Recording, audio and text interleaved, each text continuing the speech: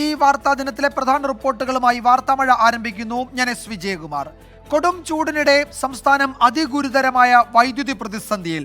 നിയന്ത്രണം ഏർപ്പെടുത്തണമെന്നാണ് KSEB സർക്കാരിനോട് ആവശ്യപ്പെട്ടിരിക്കുന്നത്. മറ്റന്നാൾ ചേരുന്ന ബോർഡ് യോഗം ഇക്കാര്യത്തിൽ തീരുമാനമെടുക്കുമെന്ന് വൈദ്യുതി മന്ത്രി അറിയിച്ചു. 113.15 ദശലക്ഷം യൂണിറ്റാണ് ഇന്നലത്തെ വൈദ്യുതി ഉപയോഗം.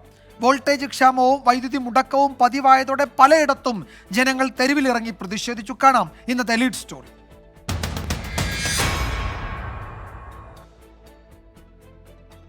ചൂട് കൂടിയതിന് പിന്നാലെ സംസ്ഥാനത്തെ വൈദ്യുതി ഉപഭോഗവും കുതിച്ചുയർന്നു. 113.15 ദശലക്ഷം യൂണിറ്റാണ് ഇന്നലെ ഉപയോഗിച്ചത്. പീക്ക് സമയത്തെ വൈദ്യുതി ആവശ്യകത 5646 മെഗാവാട്ടായി ഉയർന്നു. 88.45 ദശലക്ഷം യൂണിറ്റാണ് ഇന്നലെ പുറത്തുനിന്നും എത്തിച്ചത്. ഉപയോഗം വർദ്ധിച്ചതോടെ പ്രസരണ വിതരണ മേഖല പ്രതിസന്ധിയിലായി. സംസ്ഥാനത്ത് പലയിടത്തും വൈദ്യുതി മുടക്കവും വോൾട്ടേജ് ക്ഷാമവും രൂക്ഷമായി. ഇതോടെയാണ് സംസ്ഥാനത്ത് വൈദ്യുതി നിയന്ത്രണം ഏർപ്പെടുത്താൻ ബോർഡ് സർക്കാരിനോട് ആവശ്യപ്പെട്ടത്. മെയ് 2 ചേരുന്ന ഉന്നതതല യോഗം ഇക്കാര്യത്തിൽ തീരുമാനമെടുക്കുമെന്ന് മന്ത്രി കെ കൃഷ്ണൻകുട്ടി 24നോട് പറഞ്ഞു. 2-ാം തീയതി മീറ്റിംഗ് വിളിച്ചിട്ടുണ്ട്. പവർ സിറ്റുവേഷൻ്റെ സാഹചര്യം എന്താണെന്ന് വിലയിരുത്താൻ അന്ന് ചെയർമാൻ ഉൾപ്പെടെയുള്ളവരുണ്ടാവും. അവിടെ വെച്ചിട്ട് ഒരു തീരുമാനം ആലോചിച്ച് മുഖ്യമന്ത്രിയുമായി ആലോചിച്ച ശേഷം ഒരു തീരുമാനം പറയുന്നുണ്ടാവും. ലോഡ് കൂടുതലാകുമ്പോൾ പവർ ഡ്രിപ്പാകുന്നത് സബ്സ്റ്റേഷനൊക്കെ ഡ്രിപ്പാകുമ്പോൾ അത് വീണ്ടും സ്റ്റാർട്ട് ചെയ്യണമെങ്കിൽ അരമണിക്കൂർ 1 മണിക്കൂർ വേണ്ടവരും. ഇതാണ് ഇപ്പോൾ പ്രശ്നം ഇവിടെ നടക്കുന്നത്. പീക്ക് സമയമായ വൈകിട്ട് 6 മുതൽ രാത്രി 12 വരെ ഉപയോഗം വർദ്ധിച്ചതാണ് പ്രതിസന്ധിക്ക് കാരണം. ഇത് ട്രാൻസ്ഫോർമറുകളുടെ ലോഡ് കൂടുന്നതിനും ഫ്യൂസ് പോകാനും ഇടയാക്കുന്നു. വൈദ്യുതി മുടങ്ങാൻ കാരണം ഇതാണ്. ഇത് പൂർവ്വസ്ഥിതിയിലാക്കാൻ മണിക്കൂറുകൾ വേണം. പുറത്തുനിന്നും കൂടിയ വിലയ്ക്ക് വൈദ്യുതി വാങ്ങിയാലും വിതരണ ശൃംഖല താറുമാറായാൽ നിയന്ത്രണമില്ലാതെ മുന്നോട്ടു പോകാനാകില്ല എന്നാണ് ബോർഡിന്റെ നിലപാട്. അതേസമയം പലയിടങ്ങളിലും മുന്നറിയിപ്പില്ലാതെ വൈദ്യുതി മുടങ്ങുന്നതിൽ പ്രതിഷേധിച്ച് നാട്ടുകാർ തെരുവിലിറങ്ങി. കൊച്ചിയിലും മലപ്പുറത്തും KSEB ഓഫീസ് ഉപരോധിച്ചായിരുന്നു പ്രതിഷേധം. വോൾട്ടേജ് ക്ഷാമവും രൂക്ഷമാണ്.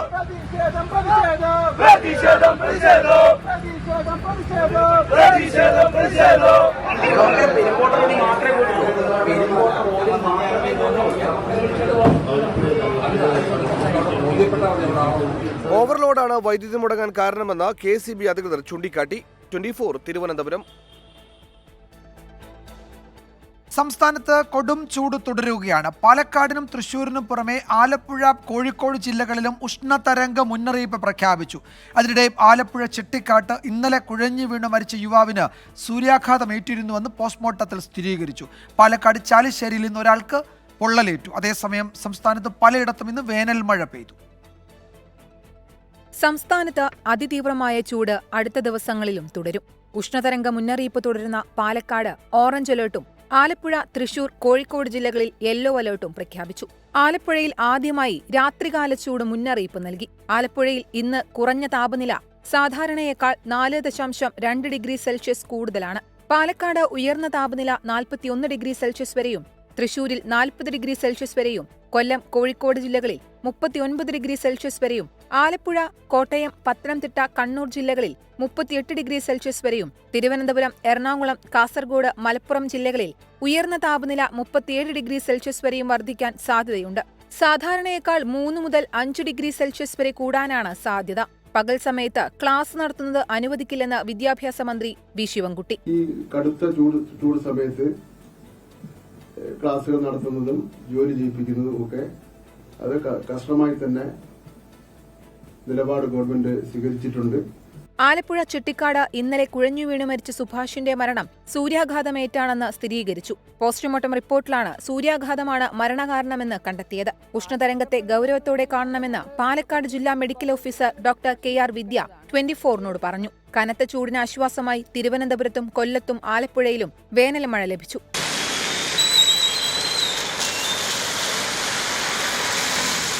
കള്ളക്കടൽ പ്രതിഭാസത്തിന്റെ ഭാഗമായി കേരള, തെക്കൻ തമിഴ്നാട് തീരങ്ങളിൽ ഉയർന്ന തിരമാലയ്ക്കും കടലേറ്റത്തിനും സാധ്യതയുള്ളതിനാൽ മത്സ്യത്തൊഴിലാളികളും തീരദേശവാസികളും ജാഗ്രത പാലിക്കണം. 24 തിരുവനന്തപുരം.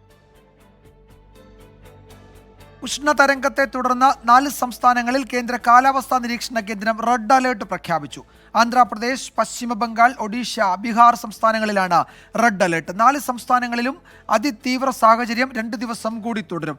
തെലങ്കാന, കർണാടക, സിക്കിം സംസ്ഥാനങ്ങൾക്ക് ഓറഞ്ച് അലേർട്ടും പ്രഖ്യാപിച്ചിട്ടുണ്ട്. കേരളം ഉൾപ്പെടെയുള്ള മറ്റ് ദക്ഷിണേന്ത്യൻ സംസ്ഥാനങ്ങളിൽ 5 ദിവസം കൂടി കനത്ത ചൂട് തുടരും. അതേസമയം ജമ്മു കാശ്മീരിൽ മിന്നൽ പ്രളയത്തെ തുടർന്നുണ്ടായ മണ്ണിടിച്ചിലിൽ 5 പേർ മരിച്ചു. കുപ്വാര മേഖലയിലാണ് മിന്നൽ പ്രളയമുണ്ടായത്. പ്രദേശത്ത് രക്ഷാപ്രവർത്തനം തുടരുകയാണ്. മറ്റു റിപ്പോർട്ടുകളിലേക്ക്. മേയറാണ് ശരിയെന്ന് പോലീസ്.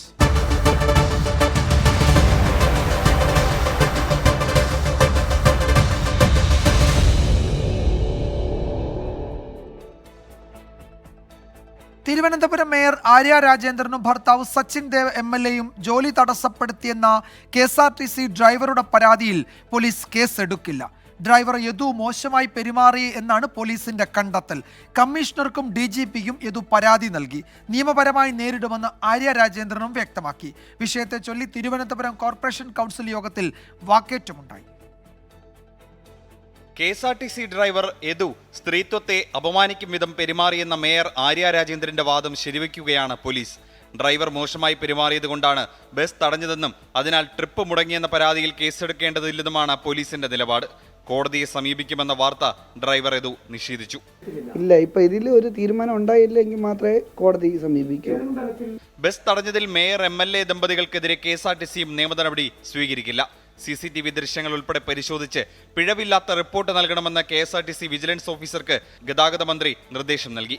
വിഷയത്തെ ചൊല്ലി തിരുവനന്തപുരം കോർപ്പറേഷനിൽ BJP CPM കൗൺസിലർമാർ ഏറ്റുമുട്ടി.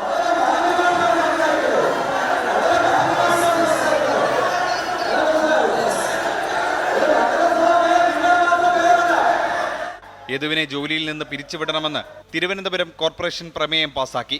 കൗൺസിൽ യോഗത്തിന് ശേഷം വൈകാരികമായാണ് മേയർ ആര്യ രാജേന്ദ്രൻ മാധ്യമങ്ങളോട് പ്രതികരിച്ചത്. ഈ അപ്പോൾ പ്രതികരിക്കുമ്പോൾ ഉണ്ടാകുന്ന മാനഹാനിയും അതിലുണ്ടാകുന്ന പ്രയാസവുമാണ് നമ്മളിപ്പോൾ 2 ദിവസമായി കണ്ടുകൊണ്ടിരിക്കുന്നത്. എനിക്ക് വലിയ പ്രയാസമുണ്ട്. ഞാൻ ഒരുപക്ഷെ തുടർന്ന് സംസാരിച്ചാൽ വികാരത്തോടു കൂടി ഞാനൊരു പ്രയാസത്തിൽ പോകുന്നുള്ളത് കൊണ്ട് ഞാൻ പല കാര്യങ്ങളും പറയുന്നില്ല. ആര്യ രാജേന്ദ്രനെതിരെ പ്രതിഷേധവുമായി പ്രതിപക്ഷ സംഘടനകൾ രംഗത്തെത്തി. തിരുവനന്തപുരത്ത് യൂത്ത് കോൺഗ്രസ് പ്രവർത്തകർ KSRTC ബസ് തടഞ്ഞ് മേയർക്കെതിരെ പോസ്റ്റർ പതിച്ചു. KSRTC ചീഫ് ഓഫീസിലേക്ക് TDF മാർച്ച് നടത്തി. മേയർക്കെതിരെ കേസെടുക്കണമെന്ന് KST എംപ്ലോയീസ് സംഘ് ആവശ്യപ്പെട്ടു. 24 തിരുവനന്തപുരം. മറ്റു ചില ദേശീയ വാർത്തകളിലേക്ക് വാർത്താമഴ കടക്കുകയാണ്. പുറത്താക്കി തടിതപ്പി JDS. ICL FinCorp 24 ഇലക്ഷൻ സമർപ്പിക്കുന്നത് ICL FinCorp, the intelligent choice. Powered by Asset, responsibly yours. Plaza Premium Gold, the universe's finest ice cream. in association with Durashine Roof and Wall Sheets. ഒരു Tata BlueScope steel ഉൽപ്പന്നം. ACCA CMA CA പഠിച്ചു ജയിക്കാനുള്ള ശരിയായ മാർഗം. Elance 0% പണിക്കൂലി, 100% സന്തോഷം. Al Muqtadir Jewelry Group, India, UAE. MGM Group of Institutions.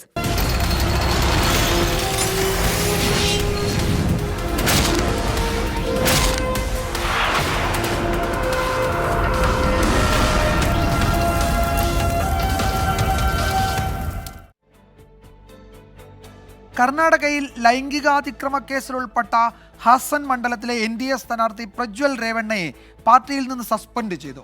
ഹുബ്ബള്ളിയിൽ ചേർന്ന JDS core committee യോഗത്തിലാണ് തീരുമാനം. കേസിൽ ദേശീയ വനിതാ കമ്മീഷൻ കർണാടക DGPയോട് റിപ്പോർട്ട് തേടി.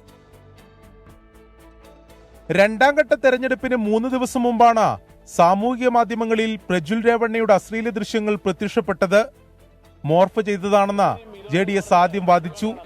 എന്നാൽ പീഡനത്തിനിരയായ വീട്ടുജോലിക്കാരി പരാതിയുമായി രംഗത്തു വന്നു. കർണാടക സർക്കാർ പ്രത്യേക സംഘത്തെ രൂപീകരിച്ച് അന്വേഷണം ആരംഭിച്ചു. വിഷയം കോൺഗ്രസ് രാഷ്ട്രീയ ആയുധമാക്കിയതോടെ പ്രജ്വലിനെതിരെ നടപടി വേണമെന്ന് JDSലെ ഭൂരിഭാഗം നേതാക്കളും ആവശ്യപ്പെട്ടു. തെരഞ്ഞെടുപ്പിൽ തിരിച്ചടിയാകുമെന്ന് കണ്ടതോടെ BJPയും നിലപാട് കടുപ്പിച്ചു. ഒടുവിൽ അടിയന്തര യോഗം ചേർന്ന പ്രജ്വലിനെതിരെ നടപടി. This is shameful issue. I am not protecting any person. In this kind of things, we are protested. We have fight against this kind of illegal things. We are not for that. പ്രജ്വലിനെതിരായ case ദൗർഭാഗ്യകരമെന്ന് കേന്ദ്ര ആഭ്യന്തരമന്ത്രി അമിത്ഷാ പ്രതികരിച്ചു. कुछ दिन से Congress party ने हमारे 4 से 400 पार के लक्ष्य को ट्विस्ट करना शुरू किया है और दूसरा एक अपप्रचार कर रहे हैं कि भारतीय जनता पार्टी 400 पार करने के बाद आरक्षण को समाप्त कर दी. JDS യോഗം നടന്ന ഹുബ്ബള്ളിയിലെ ഹോട്ടലിലേക്ക് കോൺഗ്രസ് പ്രവർത്തകർ നടത്തിയ പ്രതിഷേധം സംഘർഷത്തിൽ കലാശിച്ചു. ചേരിതിരിഞ്ഞ് ഏറ്റുമുട്ടിയ കോൺഗ്രസ് JDS പ്രവർത്തകരെ പോലീസ് അറസ്റ്റ് ചെയ്തു നീക്കി. 24 ബംഗളൂരു. തന്റെ പേരിൽ വ്യാജ വീഡിയോ പ്രചരിപ്പിക്കുന്നതിന് പിന്നിൽ രാഹുൽ ഗാന്ധി എന്ന ആരോപണവുമായി അമിത്ഷാ. സ്നേഹത്തിന്റെ കടയിൽ വ്യാജ വീഡിയോ വിൽപ്പനയാണ് കോൺഗ്രസ് നടത്തുന്നതെന്ന് പ്രധാനമന്ത്രിയും പരിഹസിച്ചു. ആളുകളെ അപകീർത്തിപ്പെടുത്തുന്നതിൽ വൈദഗ്ധ്യം BJPക്ക് എന്നായിരുന്നു മല്ലികാർജ്ജുൻ ഖാർഗെയുടെ മറുപടി. അതേസമയം വ്യാജ വീഡിയോ കേസിൽ കോൺഗ്രസ് MLA ജിഗ്നേഷ് മേവാനിയുടെ PA ഉൾപ്പെടെ 2 പേർ കൂടി അറസ്റ്റിലായി. സംവരണം എടുത്തുമാറ്റാൻ BJP തീരുമാനിച്ചതായി അമിത്ഷാ പറയുന്നതാണ് പ്രചരിച്ച വ്യാജ വീഡിയോ. തോൽക്കുമെന്ന നിരാശയിൽ കോൺഗ്രസ് നേതാക്കളാണ് വ്യാജ വീഡിയോ പ്രചരിപ്പിക്കുന്നതെന്ന് അമിത്ഷാ പറയുന്നു. ബുദ്ധികേന്ദ്രം രാഹുൽ ഗാന്ധി നേതൃത്വത്തിൽ രാഹുൽ എത്തിയത് മുതൽ കോൺഗ്രസിന്റെ രാഷ്ട്രീയം അധപ്പതിച്ചു. कुछ दिन से कांग्रेस पार्टी ने हमारे 4 से 400 पार के लक्ष्य को ट्विस्ट करना शुरू किया है. उन्होंने एक प्रकार से 400 पार के लक्ष्य को संविधान बदलने के लिए ये लक्ष्य है और दूसरा एक अपप्रचार कर रहे हैं कि भारतीय जनता पार्टी 400 पार करने के बाद ആരക്ഷൺ കോ സമാപ്ത്. മഹാരാഷ്ട്രയിലെ പ്രചാരണ റാലിയിൽ നരേന്ദ്രമോദിയും ഇതേ ആരോപണം ആവർത്തിച്ചു. സ്നേഹത്തിന്റെ കടവഴി വ്യാജ വീഡിയോ വിൽപ്പനയാണ് കോൺഗ്രസിന്റെ പണി. AI ഉപയോഗിച്ച് തന്റെ വ്യാജ വീഡിയോയും നിർമ്മിക്കുന്നതായി മോദി പറഞ്ഞു. झूठ नहीं चलता है तो हमारे चेहरा उसको उपयोग करके आर्टिफिशियल इंटेलिजेंस का उपयोग करके उनकी मोहब्बत की दुकान में फेक वीडियो बिकने लगे हैं. വ്യാജ വീഡിയോകൾ നിർമ്മിക്കാനും സമൂഹ മാധ്യമങ്ങളിലൂടെ ആളുകളെ അപകീർത്തിപ്പെടുത്താനും വൈദഗ്ധ്യമുള്ളത് BJPക്കെന്ന് AICC അധ്യക്ഷൻ മല്ലികാർജ്ജുൻ ഖാർഗെ തിരിച്ചടിച്ചു. അതേസമയം വ്യാജ വീഡിയോ കേസിൽ 2 പേർ കൂടി ഇന്ന് അറസ്റ്റിലായി. അഹമ്മദാബാദ് പോലീസ് അറസ്റ്റ് ചെയ്തവരിൽ ഒരാൾ കോൺഗ്രസ് MLA ജിഗ്നേഷ് മേവാനിയുടെ PA ആണ്. BJP IT സെൽ പുറത്തിറക്കുന്ന വ്യാജ വീഡിയോകൾക്കെതിരെ എന്തുകൊണ്ട് നടപടിയില്ലെന്ന് മേവാനിയും ചോദിച്ചു. കേസിൽ തെലങ്കാന മുഖ്യമന്ത്രി രേവന്ത് റെഡ്ഡിയോട് നാളെ ചോദ്യം ചെയ്യലിന് ഹാജരാകാൻ ഡൽഹി പോലീസ് ആവശ്യപ്പെട്ടിട്ടുണ്ട്. എന്നാൽ മുഖ്യമന്ത്രിയെ ചോദ്യം ചെയ്യാനുള്ള നീക്കത്തെ രാഷ്ട്രീയമായി നേരിടാനാണ് കോൺഗ്രസിന്റെ തീരുമാനം. 24 മുംബൈ. ലോക്സഭാ തെരഞ്ഞെടുപ്പിന്റെ 2 ഘട്ടം പിന്നിട്ടപ്പോൾ സംവരണത്തിൽ കേന്ദ്രീകരിച്ച NDAയും ഇന്ത്യ മുന്നണിയും. ഭരണ തുടർച്ചയുണ്ടായാൽ സംവരണം ഇല്ലാതാക്കുമെന്ന് ഇന്ത്യ മുന്നണി ജനങ്ങളെ തെറ്റിദ്ധരിപ്പിക്കുകയാണെന്ന് BJP ആരോപിച്ചു. റായ്ബറേലിയിലും അമേഠിയിലും കോൺഗ്രസ് സ്ഥാനാർത്ഥി ആരാകുമെന്നതിൽ സസ്പെൻസ് തുടരുകയാണ്. മെയ് 7 മൂന്നാം ഘട്ട തെരഞ്ഞെടുപ്പിൽ ജനവിധി തേടുന്ന NDA സ്ഥാനാർത്ഥികൾക്ക് പ്രധാനമന്ത്രി നരേന്ദ്രമോദി കത്തയച്ചു. SC, ST, OBC വിഭാഗങ്ങളുടെ സംവരണം തട്ടിയെടുത്ത് വോട്ട് ബാങ്കിന് നൽകാനാണ് ഇന്ത്യ സഖ്യത്തിന്റെ ലക്ഷ്യമെന്ന് കത്തിൽ ആരോപിക്കുന്നു. അനന്തരാവകാശ നികുതി പോലുള്ള അപകടകരമായ ആശയങ്ങളെ കോൺഗ്രസ് പിന്തുണയ്ക്കുന്നു. ഇത് സാധാരണ തെരഞ്ഞെടുപ്പല്ലെന്ന് വോട്ടർമാരെ അറിയിക്കണമെന്നും പ്രധാനമന്ത്രി കത്തിൽ ആഹ്വാനം ചെയ്യുന്നു. BJP സംവരണം നിർത്തലാക്കുമെന്ന് പ്രതിപക്ഷം തെറ്റിദ്ധാരണ പരത്തുകയാണെന്ന് കേന്ദ്ര ആഭ്യന്തരമന്ത്രി അമിത് ഷാ കുറ്റപ്പെടുത്തി. ആദ്യ 2 ഘട്ട വോട്ടെടുപ്പ് കഴിഞ്ഞപ്പോൾ തന്നെ BJPക്ക് 100 സീറ്റ് ഉറപ്പായെന്ന് അവകാശപ്പെട്ട അമിത് ഷാ 400 സീറ്റ് ഭരണഘടന തിരുത്താനല്ലെന്ന് വിശദീകരിച്ചു. BJP വീണ്ടും അധികാരത്തിലെത്തിയാൽ പിന്നാക്കക്കാർക്ക് സംവരണവും തൊഴിലും സ്വത്തവകാശവും ഉറപ്പാക്കുന്ന ഭരണഘടന കീറിയെറിയുമെന്ന് മധ്യപ്രദേശിൽ രാഹുൽ ഗാന്ധി പ്രസംഗിച്ചു. अगर आप रिजर्वेशन के खिलाफ हो तो आपको ना अग्निवीर योजना लानी थी, ना प्राइवेटाइजेशन करना चाहिए, ना आपको ठेकेदारी प्रथा लागू करनी चाहिए. ये सब के सब काम रिजर्वेशन के खिलाफ काम करे जा रहे हैं. മെയ് 3 മുൻപേ നാമനിർദ്ദേശ പത്രിക സമർപ്പിക്കണമെന്നിരിക്കെ റായ്ബറേലിയിലും അമേഠിയിലും സ്ഥാനാർത്ഥികളെ തീരുമാനിക്കാൻ കോൺഗ്രസിന് കഴിഞ്ഞിട്ടില്ല. ഡൽഹിയിൽ PCC അധ്യക്ഷന്റെ താത്കാലിക ചുമതല ദേവേന്ദർ യാദവിന് നൽകി. കനയ്യകുമാറിന്റെ സ്ഥാനാർത്ഥിത്വത്തിൽ പ്രതിഷേധിച്ച് അരവിന്ദർ സിംഗ് ലവ്ലി രാജിവെച്ച സാഹചര്യത്തിലാണ് ദേവേന്ദർ യാദവിന് താത്കാലിക ചുമതല നൽകിയത്. തെലങ്കാനയിൽ ലോക്സഭാ തെരഞ്ഞെടുപ്പിനായി കോൺഗ്രസ് നിരീക്ഷകരെ നിയോഗിച്ചു. 11 അംഗ നിരീക്ഷകരുടെ പട്ടികയിൽ കൊടിക്കുന്നിൽ സുരേഷ്, രാജ്മോഹൻ ഉണ്ണിത്താൻ, ഷാഫി പറമ്പിൽ, ഹൈബി ഈഡൻ എന്നിവരുമുണ്ട്. News desk 24. ഡൽഹി മദ്യനയ അഴിമതി കേസിൽ മുഖ്യമന്ത്രി അരവിന്ദ് കെജ്രിവാളിനെ തെരഞ്ഞെടുപ്പിനിടെ അറസ്റ്റ് ചെയ്യാനിടയായ സാഹചര്യം എന്തെന്ന് EDയോട് സുപ്രീം കോടതി. ധൃതി കൂട്ടി അറസ്റ്റ് ചെയ്തെന്ന അഭിഷേക് സിംഗ്വിയുടെ വാദത്തിനിടെയായിരുന്നു കോടതിയുടെ ഈ ചോദ്യം. കെജ്രിവാൾ ഉന്നയിച്ച ആരോപണങ്ങളിൽ വെള്ളിയാഴ്ച മറുപടി നൽകാൻ EDയോട് കോടതി ആവശ്യപ്പെട്ടു. അതേസമയം മദ്യനയ അഴിമതി കേസിൽ മുൻ ഉപമുഖ്യമന്ത്രി മനീഷ് സിസോദിയയ്ക്ക് വീണ്ടും തിരിച്ചടി. സിസോദിയുടെ ജാമ്യാപേക്ഷ റൌസ് അവന്യൂ കോടതി തള്ളി. നേരത്തെ ഡൽഹി ഹൈക്കോടതിയും സുപ്രീം കോടതിയും സിസോദിയുടെ ജാമ്യാപേക്ഷ തള്ളിയിരുന്നു. തൃശൂർ അവണൂരിൽ കടലക്കറിയിൽ വിഷം കലർത്തി പിതാവിനെ കൊലപ്പെടുത്തിയ കേസിലെ പ്രതി മയൂർനാഥിനെ നേപ്പാളിൽ മരിച്ച നിലയിൽ കണ്ടെത്തി. ജാമ്യത്തിലിറങ്ങിയ മയൂർനാഥ് നേപ്പാളിലേക്ക് കടക്കുകയായിരുന്നു. മയൂർനാഥ് മുങ്ങിയതോടെ Thrissur medical college police case register ചെയ്തിരുന്നു. നേപ്പാളിലെ ഉൾഗ്രാമത്തിൽ കുളത്തിൽ മരിച്ച നിലയിലാണ് മൃതദേഹം കണ്ടെത്തിയത്. 24 എക്സ്ക്ലൂസീവ്. അശ്വിൻ പാലാഴി വിവരങ്ങൾ നൽകും തൃശ്ശൂരിൽ നിന്ന്. അശ്വിൻ, ഈ മരണവിവരം എങ്ങനെയാണ് പോലീസ് സ്ഥിരീകരിക്കുന്നത്? ആത്മഹത്യയാണോ അതോ മറ്റെന്തെങ്കിലുമാണോ? എന്തൊക്കെ വിവരങ്ങൾ ഈ ഘട്ടത്തിൽ ലഭ്യമാണ് നമുക്ക്? വിജയകുമാർ, കഴിഞ്ഞ വർഷം ഏപ്രിലായിരുന്നു നാടിനെ നടുക്കിയ കൊലപാതകമുണ്ടായത്. വീട്ടിൽ തന്നെ ആയുർവേദ ഡോക്ടറായ മയൂർനാഥ് തൻ്റെ സ്വന്തം ലാബിൽ നിർമ്മിച്ച വിഷം കടലക്കറയിൽ കലർത്തി അച്ഛനെ കൊലപ്പെടുത്തുകയായിരുന്നു.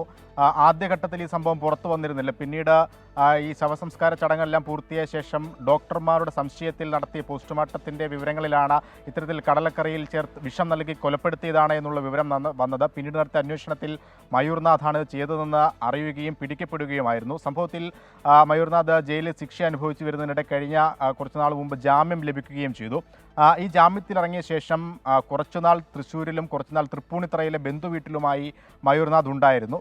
തൃപ്പൂണിത്തറയിലെ ബന്ധുവീട്ടിൽ നിന്ന് പിന്നീട് ഇയാളെ കാണാതാവുകയായിരുന്നു. പോലീസ് ഈ സംഭവവുമായി ബന്ധപ്പെട്ട് തൃശ്ശൂർ മെഡിക്കൽ കോളേജ് പോലീസ് കേസെടുത്ത് അന്വേഷണവും ആരംഭിച്ചിരുന്നു. ഈ അന്വേഷണത്തിനിടെയാണ് നേപ്പാളിലേക്ക് മയൂർനാഥ് കടന്നു എന്നുള്ളൊരു വിവരം ലഭിച്ചത്. അവിടെ എത്തി സന്യാസം സ്വീകരിച്ച് തുടർ ജീവിതം നയിക്കാനായിരുന്നു മയൂർനാഥിൻ്റെ തീരുമാനം. അങ്ങനെ നേപ്പാളിൽ അതിനുള്ള നടപടികൾ ആരംഭിക്കുകയും ചെയ്തിരുന്നു. അതിനിടെയാണ് അവിടെയുള്ളൊരു ഉൾഗ്രാമത്തിൽ താമസമാക്കി കുളത്തിൽ കുളിക്കുന്നതിനിടെ അപസ്മാരം വന്ന മയൂർനാഥ് മരണപ്പെടുന്നത്. മരണത്തിന് ശേഷമാണ് അവിടുത്തെ ഒപ്പമുണ്ടായിരുന്ന മയൂർനാഥിൻ്റെ മൊബൈൽ ഫോൺ പരിശോധിക്കുകയും നാട്ടിലുള്ള ബന്ധുക്കളുടെ മൊബൈൽ നമ്പറുകൾ ലഭിക്കുകയും ചെയ്തത്. അങ്ങനെ മരണവിവരം നാട്ടിലറിയിച്ചു. നാട്ടുകാർ നേപ്പാളിലെത്തി അവിടെ തന്നെ മയൂർനാഥിൻ്റെ ശവസംസ്കാര ചടങ്ങുകൾ പൂർത്തിയാക്കുകയും ചെയ്തിട്ടുണ്ട്. എന്തായാലും ഇവിടെ മറ്റു ബന്ധുക്കളൊന്നുമില്ല. മയൂർനാഥിൻ്റെ രണ്ടാനമ്മ മാത്രമായിരുന്നു ഇവിടെ ഉണ്ടായിരുന്നത്. അതേ തുടർന്നാണ് മയൂർനാഥിൻ്റെ മൃതദേഹം അവിടെ തന്നെ നേപ്പാളിൽ തന്നെ അടക്കം ചെയ്യാനുള്ള നടപടികൾ ആരംഭിച്ചത്. എന്തായാലും ആ സംഭവവുമായി ബന്ധപ്പെട്ട് ശിക്ഷ അനുഭവിച്ചുകൊണ്ടിരുന്ന മയൂർനാഥ് ഇവിടെ നിന്നും കടന്നു കളയുകയായിരുന്നു എന്നുള്ളതാണ് പോലീസ് പറയുന്നത്. എന്തായാലും മയൂർനാഥിന്റെ മറ്റ് അസ്വാഭാവികതയൊന്നുമില്ല. ഈ തരത്തിൽ അപകടം പറ്റി മരണം എന്നത് പോലീസും സ്ഥിരീകരിക്കുന്നുണ്ടല്ലോ അല്ലേ? മറ്റേതെങ്കിലും തരത്തിൽ ദുരൂഹതയൊന്നുമില്ല ഈ സംഭവത്തിൽ എന്ന് തന്നെയാണോ പോലീസിനും ലഭിച്ചിരിക്കുന്ന വിവരം? നിലവിൽ അങ്ങനെ ഒരു സംശയത്തിലേക്ക് പോലീസ് കടന്നിട്ടില്ല. കാരണം നേപ്പാളിലെ പ്രാദേശിക പോലീസുമായി ബന്ധപ്പെട്ട് തൃശ്ശൂരിലെ പോലീസ് ഈ സംശയ ദൂരീകരണത്തിന് വേണ്ടി അവരെ ബന്ധപ്പെട്ടിരുന്നു. അതിനിടെയാണ് ഇത്തരത്തിലുള്ള വിവരങ്ങൾ കൂടി ലഭിക്കുന്നത്. അവിടെ കുറച്ച് നാളുകളായി മയൂർനാഥ് താമസമാക്കി വരികയായിരുന്നു. അതിനിടെയാണ് കുളിക്കുന്നതിനിടെ കുളത്തിൽ വെച്ച് തന്നെ ഫിറ്റ്സ് ഉണ്ടാവുകയും അവിടെ വെച്ച് മരണപ്പെടുകയും ചെയ്തത്. നേരത്തെ തന്നെ ഈ ഫിറ്റ്സിൻ്റെ ഒരു പ്രശ്നങ്ങൾ മയൂർനാഥിനുണ്ടായിരുന്നു എന്നുള്ളതാണ് മെഡിക്കൽ റിപ്പോർട്ടുകളിലടക്കം പറയുന്നത്. അങ്ങനെയാണ് കുളത്തിൽ വെച്ച് അപസ്മാരം ഈ ഫിറ്റ്സ് ഉണ്ടാവുകയും അവിടെ വെച്ച് തന്നെ മരിക്കുകയും ചെയ്യുന്നത്. എന്തായാലും അതിനുശേഷം 2 ദിവസം ബോഡി അവിടെ സൂക്ഷിക്കുകയും ചെയ്തിരുന്നു. ഏതെങ്കിലും തരത്തിൽ ബന്ധുക്കളെ കോൺടാക്ട് ചെയ്യാനുള്ള സാധ്യതകളുണ്ടോ എന്ന് അവിടെയുള്ളവർ പരിശോധിച്ചു. അങ്ങനെയാണ് മയൂർനാഥിൻ്റെ മുറിയിലുണ്ടായിരുന്ന മൊബൈൽ ഫോൺ ഒപ്പമുണ്ടായിരുന്നത് പരിശോധിക്കുന്നത്. അവിടെ നിന്നാണ് തൃപ്പൂണിത്തറയിലുള്ള ബന്ധുക്കളുടെ മൊബൈൽ നമ്പർ അവർക്ക് ലഭിക്കുന്നത്. പിന്നീട് ഇവരെ വിവരം അറിയിച്ചിരുന്നു. അതിനുശേഷമാണ് അവരവിടേക്ക് എത്തി മൃതദേഹം മറവ് ചെയ്യാനുള്ള നടപടികൾ ആരംഭിച്ചത്. ഇതിനിടെ ഈ ജാമ്യത്തിലിറങ്ങിയ ശേഷം തൃപ്പൂണിത്തറയിലുള്ളൊരു ബന്ധുവീട്ടിൽ കുറച്ചധികം നാൾ മയൂർനാഥ് ഉണ്ടായിരുന്നു എന്നുള്ളതാണ് പോലീസിന് ലഭിച്ച വിവരം. അതിനുശേഷം തൃശ്ശൂരിലെത്തിയ മയൂർനാഥ് ഇവിടെ ഒരു സ്ഥാപനത്തിൽ താൽക്കാലികമായി ജോലി നോക്കുകയും ചെയ്തിരുന്നു. അവിടെ നിന്ന് സമ്പാദിച്ച പണം കൊണ്ടാണ് മയൂർനാഥ് നേപ്പാളിലേക്ക് കടന്നതെന്നാണ് പോലീസ് ഇപ്പോൾ മനസ്സിലാക്കിയിരിക്കുന്നത്. അതിനുശേഷം അവിടെ മറ്റു ചെലവുകളൊന്നും നോക്കാതെ സന്യാസി ജീവിതം നയിക്കാനായിരുന്നു തീരുമാനം എന്നുള്ള ഒരു വിവരം കൂടി അവിടെ ഉണ്ടായിരുന്ന മയൂർനാഥിനൊപ്പം ഉണ്ടായിരുന്നവരെ അവരുമായി സംസാരിച്ചതിലൂടെ പോലീസിന് അങ്ങനെ ഒരു വിവരം കൂടി ലഭിച്ചിട്ടുണ്ട്. എന്തായാലും ഇനി എന്താണ് കേസിലെ പ്രതി കൂടി മരണപ്പെടുന്ന ഒരു സാഹചര്യം. ശരി അശ്വിൻ, എന്തായാലും പോലീസ് അക്കാര്യത്തിൽ ഇനി തുടർ നടപടികൾ സ്വീകരിക്കും. ഈ മയൂർനാഥ് മുങ്ങിയ പശ്ചാത്തലത്തിൽ തൃശ്ശൂർ മെഡിക്കൽ കോളേജ് പോലീസ് ഇയാളെ അന്വേഷിക്കുകയായിരുന്നു. അതിനിടെയാണ് നേപ്പാളിലെ ഒരു ഉൾഗ്രാമത്തിൽ കുളത്തിൽ മരിച്ച നിലയിൽ മൃതദേഹം കണ്ടെത്തിയെന്ന വിവരം അറിയുന്നത്. അസ്വാഭാവികതയില്ല മരണത്തിൽ എന്നാണ് പോലീസിന് ലഭിച്ച വിവരം. മൃതദേഹം അവിടെ തന്നെ സംസ്കരിക്കുകയും ചെയ്തു. അശ്വിൻ പാലാഴിയാണ് തൃശ്ശൂരിൽ നിന്ന് വിവരങ്ങൾ നൽകിയത്. മറ്റു റിപ്പോർട്ടുകളിലേക്ക്. കൂട്ടുവെട്ടില്ലെന്ന് ദല്ലാൾ.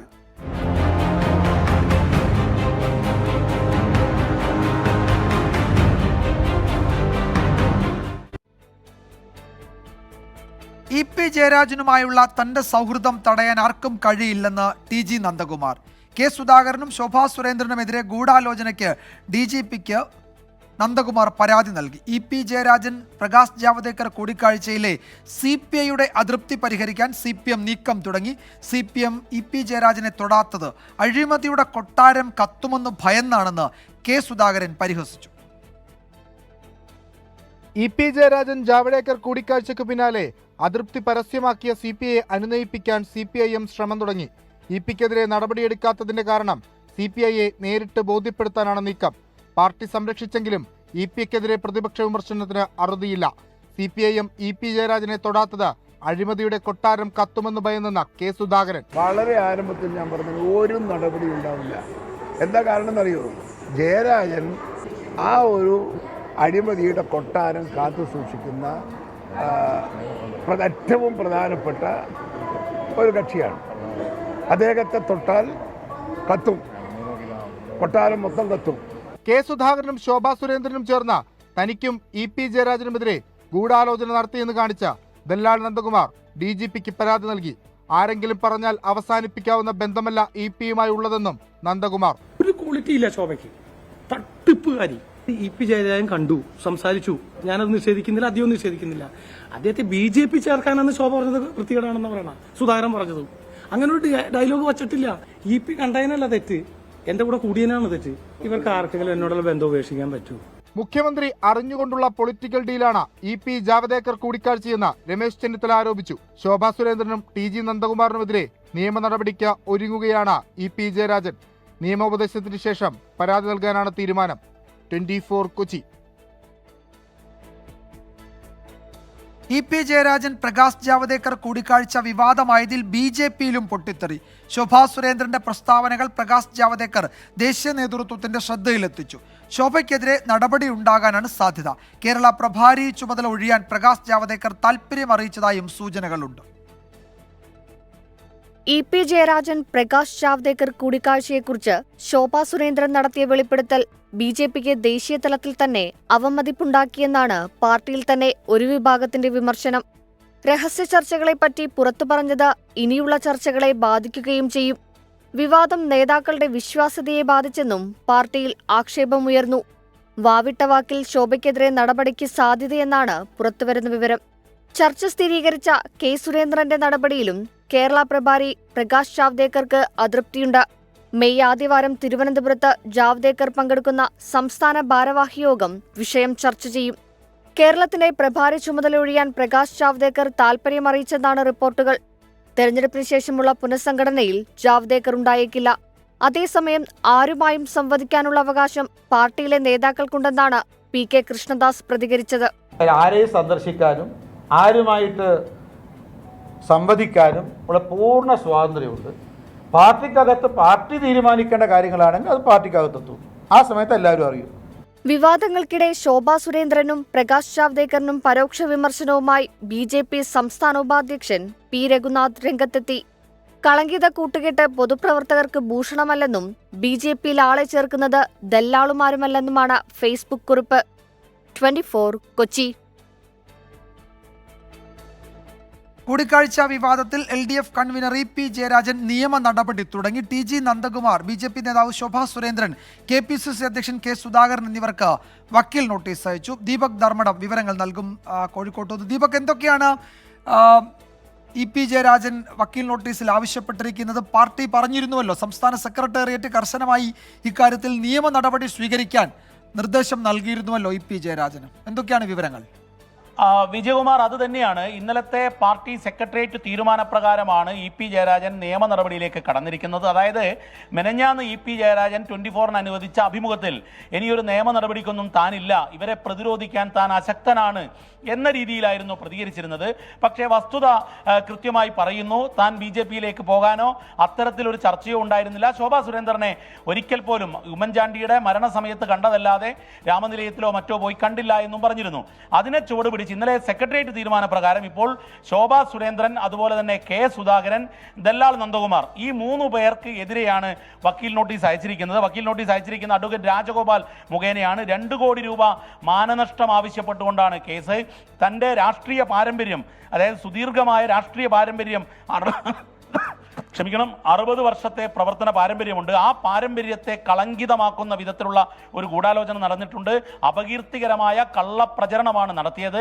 അതിൽ മാനനഷ്ടമായി 2 കോടി രൂപ നൽകണം, ഇല്ലെങ്കിൽ നിയമ നടപടിയിലേക്ക് കടക്കുമെന്നുള്ളതാണ്. ഇത് നേരത്തെ CPIM സംസ്ഥാന സെക്രട്ടേറിയറ്റ് തീരുമാനപ്രകാരം ഇന്നലെയാണ് തീരുമാനമെടുത്തത്.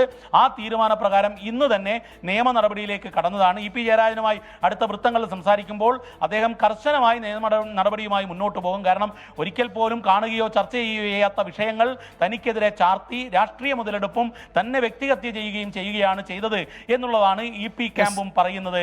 Vijayakumar. Yes, TG Nandakumar, BJP നേതാവ് ശോഭാ സുരേന്ദ്രൻ, KPCC അധ്യക്ഷൻ K സുധാകരൻ എന്നിവർക്കാണ് EP ജയരാജൻ വക്കീൽ നോട്ടീസ് അയച്ചിരിക്കുന്നത്. വിവരങ്ങൾ ദീപക് ധർമ്മടമാണ് നൽകിയത് കോഴിക്കോട്ട്. ലോക്സഭാ തെരഞ്ഞെടുപ്പ് പ്രഖ്യാപനത്തിന് പിന്നാലെ CPIM തൃശൂർ ജില്ലാ കമ്മിറ്റി പിൻവലിച്ച 1 കോടി രൂപ ബാങ്കിൽ തിരിച്ചടയ്ക്കാനായില്ല. പണം കണക്കിൽപ്പെടാത്തതാണെന്ന് ആദായ നികുതി വകുപ്പ് കണ്ടെത്തി. ജില്ലാ സെക്രട്ടറി MM വർഗീസിന്റെ മൊഴി ആദായ നികുതി വകുപ്പ് രേഖപ്പെടുത്തി. തെരഞ്ഞെടുപ്പ് പെരുമാറ്റച്ചട്ടം നിലനിൽക്കെയായിരുന്നു ജില്ലാ കമ്മിറ്റി 1 കോടി രൂപ ബാങ്ക് ഓഫ് ഇന്ത്യയിലെ അക്കൗണ്ടിൽ നിന്നും പിൻവലിച്ചത്. ഇത് ചട്ടവിരുദ്ധമാണെന്നായിരുന്നു ആദായ നികുതി വകുപ്പിന്റെ കണ്ടെത്തൽ. പണം ചിലവാക്കരുതെന്ന് നിർദ്ദേശവും നൽകിയിരുന്നു. പണം തിരിച്ചടയ്ക്കാനെത്തിയപ്പോഴാണ് വീണ്ടും ആദായ നികുതി വകുപ്പിന്റെ ഇടപെടൽ. കണക്കിൽപ്പെടാത്ത പണമെന്ന് കണ്ടെത്തിയതോടെ തിരിച്ചടയ്ക്കാനായില്ല. ആദായ നികുതി വകുപ്പ് പിടിച്ചെടുത്ത പണം ബാങ്കിൽ സൂക്ഷിച്ചിരിക്കുകയാണ്. അതേസമയം എൻഫോഴ്സ്മെന്റ് ഡയറക്ടറേറ്റിന്റെ ചോദ്യം ചെയ്യലിന്റെ തുടർ നടപടി മാത്രമാണ് ഇന്നുണ്ടായതെന്നായിരുന്നു ജില്ലാ സെക്രട്ടറി MM വർഗീസിന്റെ പ്രതികരണം. പൈസ അവിടെ അടപ്പിക്കുക എന്ന് പറഞ്ഞാൽ പൈസയുടെ കാര്യം സ്റ്റേറ്റ്മെൻറ്റ് അത് ഇവർ ED ഓഫീസിൽ വന്ന് സ്റ്റേറ്റ്മെൻറ്റ് എടുത്തല്ലോ, അതിൻ്റെ ഒരു കണ്ടിന്യൂഷനാണ്.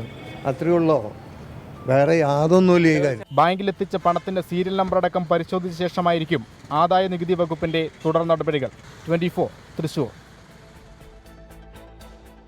ഈ വർഷത്തെ SSLC പരീക്ഷാ ഫലം മെയ് 8 വൈകിട്ട് 3 മണിക്ക് പ്രഖ്യാപിക്കും.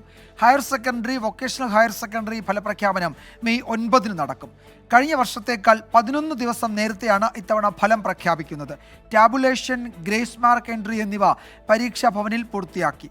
ഫലപ്രഖ്യാപനത്തിന് സജ്ജമാണെന്ന് പൊതുവിദ്യാഭ്യാസ വകുപ്പ് മന്ത്രി വി ശിവൻകുട്ടി വ്യക്തമാക്കി. വയനാട് കമ്പമലയിൽ മാവോയിസ്റ്റ് തണ്ടർബോൾട്ട് ഏറ്റുമുട്ടൽ. വനമേഖലയിലാണ് മാവോയിസ്റ്റുകളുമായി ഏറ്റുമുട്ടലുണ്ടായത്.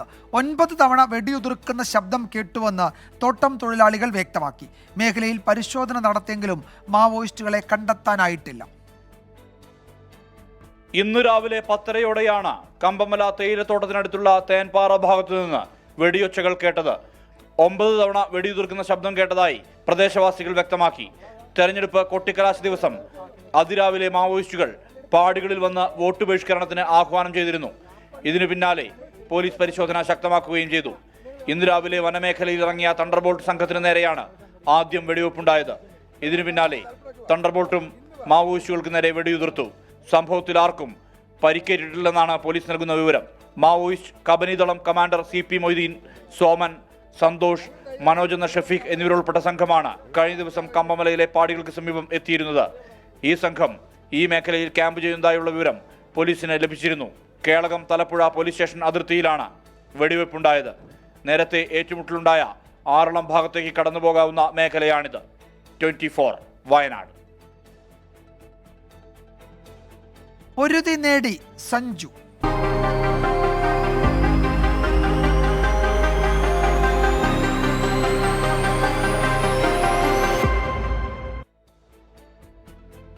T20 ലോകകപ്പിനുള്ള ഇന്ത്യൻ ടീമിൽ ഇടം നേടി മലയാളി താരം സഞ്ജു സാംസൺ. ഋഷഭ് പന്തിനൊപ്പം വിക്കറ്റ് കീപ്പർ ബാറ്ററായാണ് സഞ്ജുവിനെ ടീമിൽ ഉൾപ്പെടുത്തിയത്.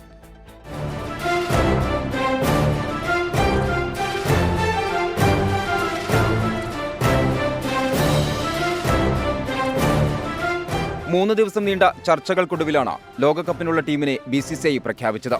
രോഹിത് ശർമ്മ നായകനാവുന്ന ടീമിൽ സൂപ്പർ താരങ്ങളായ വിരാട് കോഹ്ലിയും സൂര്യകുമാർ യാദവും സ്ഥാനമുറപ്പിച്ചു. ഹാർദിക് പാണ്ഡ്യയാണ് ഉപനായകൻ. യശസ്വി ജയ്സ്വാൾ, സഞ്ജു സാംസൺ, ശിവൻ ദൂബെ എന്നിവരാണ് നിരയിലെ യുവ സാന്നിധ്യം. ഋഷഭ് പന്താണ് ഒന്നാം വിക്കറ്റ് കീപ്പർ. പന്തും സഞ്ജുവും ടീമിലേക്കെത്തിയപ്പോൾ KL രാഹുലിന്റെ സ്ഥാനം തെറിച്ചു. പാണ്ഡ്യയ്ക്ക് പുറമെ ഓൾറൗണ്ടർമാരായി രവീന്ദ്ര ജഡേജയും അക്സർ പട്ടേലും പട്ടികയിലിടം നേടി. യുസ്വേന്ദ്ര ചാഹലും കുൽദീപ് യാദവുമാണ് എതിരാളികൾക്ക് സ്പിൻ കുരുക്ക് തീർക്കുക. സൂപ്പർ പേസർ ജസ്പ്രീത് ബുംറയ്ക്ക് പിന്തുണയുമായി മുഹമ്മദ് സിറാജ് ടീമിൽ തിരിച്ചെത്തി. ഇടംകയ്യൻ പേസർ അർഷദീപ് സിംഗാണ് പേസർമാരിലെ മൂന്നാമൻ. അതേസമയം പ്രധാന വിക്കറ്റ് കീപ്പർ ആരാണെന്ന് സെലക്ടർമാർ വ്യക്തമാക്കിയിട്ടില്ല. നേരത്തെ സഞ്ജു 1ാം വിക്കറ്റ് കീപ്പറാകുമെന്ന വാർത്തകൾ പുറത്തുവന്നിരുന്നു. രോഹിത്തിനൊപ്പം ജയ്സ്വാൾ ഇന്നിംഗ്സ് ഓപ്പൺ ചെയ്യും. കോഹ്ലി 3ാം നമ്പറിലെത്തും. തൊട്ടുപിന്നാലെ സൂര്യകുമാർ യാദവും പിന്നീട് സഞ്ജു അല്ലെങ്കിൽ പന്ത് ക്രീസിലെത്തും. ശുഭ്മാൻ ഗിൽ, റിങ്കു സിംഗ്, ഖലീൽ അഹമ്മദ്, ആവേശ് ഖാൻ എന്നിവരാണ് റിസർവ് ബെഞ്ചിലുള്ളത്. ശ്രീശാന്തിന് ശേഷം വീണ്ടും ഒരിക്കൽ കൂടി ഒരു മലയാളി താരം ലോകകപ്പിനുള്ള ഇന്ത്യൻ ടീമിൽ. 15-അംഗ പട്ടികയിൽ നിന്ന് പ്ലേയിങ് 11ലേക്കുള്ള പ്രൊമോഷനായി നമുക്ക് കാത്തിരിക്കാം. മുംബൈയിൽ നിന്നും ശ്രീനാഥ് ചന്ദ്രൻ, 24. റിപ്പോർട്ടോടെ വാർത്താമഴ അവസാനിക്കുന്നു. നാളെ വീണ്ടും കാണാം.